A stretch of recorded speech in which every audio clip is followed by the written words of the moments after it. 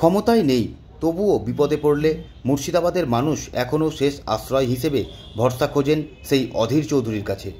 সেই বিশ্বাস ও ভরসার উপরে ভর করে বুধবার দুপুর 1টা নাগাদ বহরমপুর জেলা কংগ্রেস কার্যালয়ে হাজির হয়েছিলেন রানীনগর ও বহরমপুর ব্লকের গো পালকেরা। তাদের অভিযোগ, যন্ত্রচালিত লছিমন গাড়িতে খড়ের আটি বয়ে নিয়ে যাওয়ার পথে মুর্শিদাবাদ আঞ্চলিক পরিবহন দপ্তরের কর্মীরা অবৈধভাবে টাকা আদায় করছে। ফলে খড়ের আটি বিক্রি করতে আসছে না তারা। তার জেরে খড়ের আকাল তৈরি হয়েছে। গবাদি পশুদের খড় খাওয়ানো যাচ্ছে না। ওই ঘটনার প্রতিকার চেয়ে এদিন তারা বহরমপুরের প্রাক্তন সাংসদ অধীর চৌধুরীর দ্বারস্থ হন। পরে ওই ঘটনার প্রতিবাদে তাদের নিয়ে অধীর মিছিল করেন বহরমপুরে। অধীরের হুমকি, আগামী দিন আরটিও অফিস ঘেরাও করব। গাড়ির উপরে খাজনা আদায় বন্ধ করতে হবে, জোর করে গাড়ির চালকদের খাজনা আদায় বন্ধ করতে হবে, জোর করে খাজনা আদায় বন্ধ করতে হবে। আমাদের সমস্যা আছে, আমাদের কারো 10টা 5টা করে গরু আছে, তো খড় আসতে দিচ্ছে না এমভিআই বা আরটিও আটকাছে রাস্তায়, মোটা মোটা অঙ্কের ফাইন করছে গাড়িওয়ালাদের কাছ থেকে। তো আমাদের গরু খাওয়া বাগরে মরে যাচ্ছে। তো আমরা যদি খড় যদি না পাই, আমাদের গঙ্গার ওই পার থেকে বীরভূম থেকে খড়ের উপর আমাদের গরু নির্ভরশীল।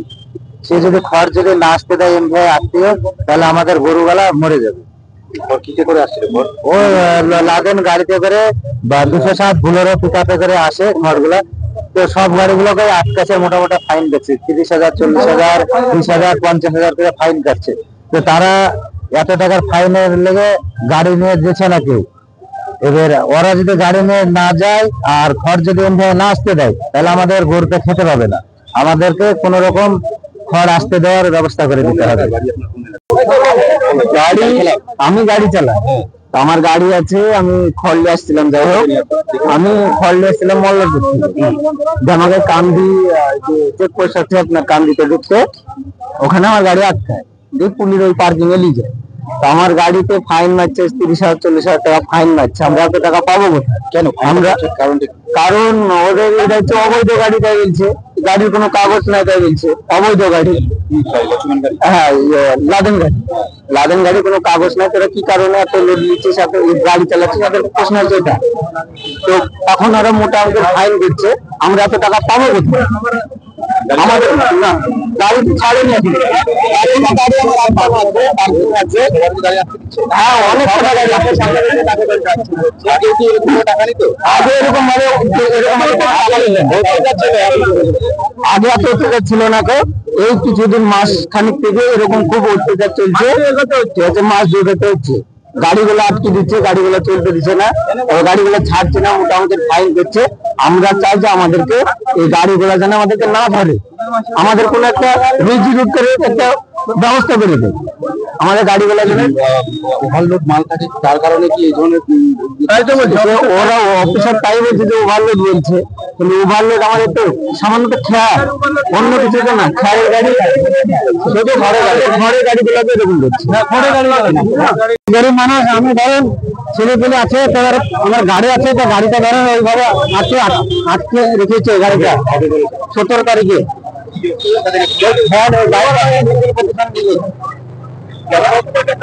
আইন আপনার 15,000 টাকা বলেছে, 30,000 বলেছিল, তারপরে 15,000 টাকা এরকম কথা হয়েছে। আইনটা করার কারণ ওভারলোডের লেগে। হ্যাঁ, ফেরে ধরেন ওভারলোড না হলে ফের আসবে না গাড়িতে। ওটা তো পাতলা জিনিস, অ্যাকচুয়ালি তো 10 কেজি 12 কেজি কিছু নয়। এখন বলছে স্যার পয়সা লাগবে না, গাড়ি দেবে না, এরকম কথা বলছে। গাড়ি আপনার অফিসের সামনে আছে। হ্যাঁ, পার্কিং আছে গাড়ি। কিভাবে ছাড়াবো গাড়িটা বলি? পয়সা নিয়ে কোথায় যাবো? ওই লক্ষ্মণ লাদেন গাড়ি।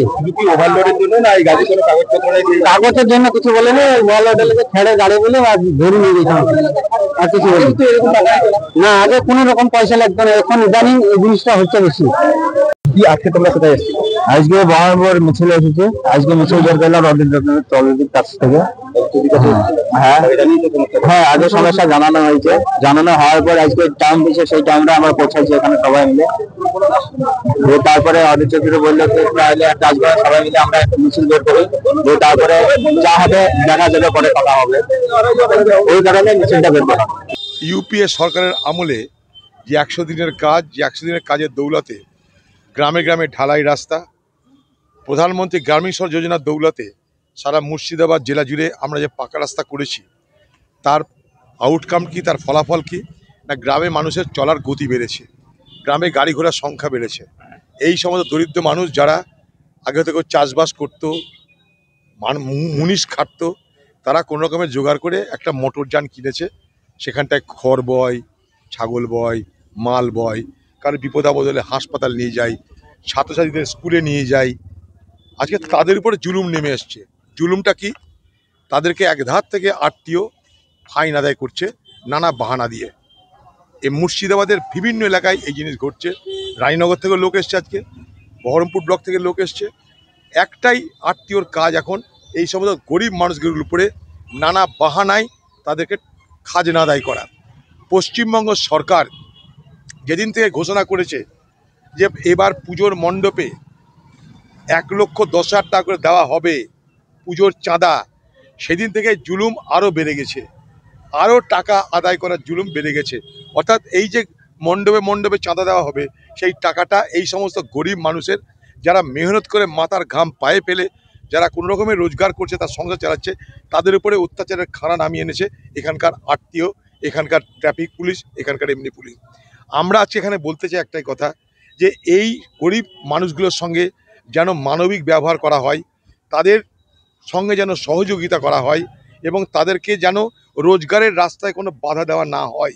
যদি তা করতে থাকা হয়, তাহলে আজকে এখানটায় এমনি মিছিল হচ্ছে, আগামী দিনে সারা মুর্শিদাবাদ জেলার সমস্ত মোটর যান মালিকদের বা মোটর যানের যারা ড্রাইভার, তাদেরকে নিয়ে আমরা আরটি অফিস ঘেরাও করব এবং দরকার হলে সেখানটায় অবস্থান করব, অনশন করব।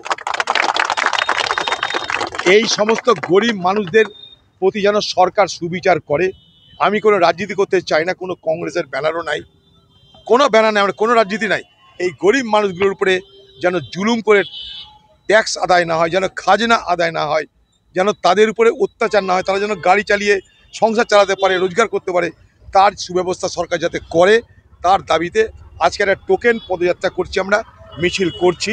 আগামী দিনে আমরা কিন্তু আরটি অফিসের উপরে আমরা আমাদের অভিযান শুরু করব। চলো।